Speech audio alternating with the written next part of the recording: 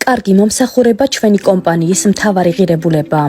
ცხოველთა სამყაროსა და Petline Georgia's თანამშრომლებისთვის ჩატარდა პრეზენტაცია ტრენინგი თემაზე რა არის მომსახურება. სესიის ფარგლებში დეტალურად იქნა განხილული მომსახურების ტიპები, ხარისხის გაუმჯობესების გზები და იდეები მომხმარებელთა კომფორტისთვის. ტრენინგის მიზანია ერთიანი სტანდარტის ჩამოყალიბება, სადაც ყოველი მომხმარებელი გრძნობს ყურადღებას, სითბოსა და პროფესიონალიზმს. კომპანიის ხელმძღვანელების თქმით, ბიზნესი ემყარება ადამიანებს, მათ პროფესიონალიზმსა და გულწრფელ დამოკიდებულებას.